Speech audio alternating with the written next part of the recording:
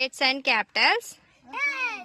Andhra Pradesh, Arunachal Pradesh, Assam, Bihar, Goa, Gujarat, Haryana, Himachal Pradesh, Jharkhand,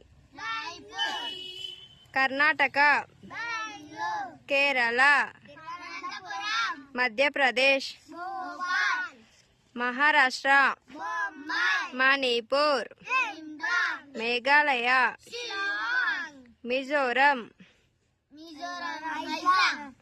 Nagaland, Odisha, Punjab, Rajasthan, Tamil Nadu,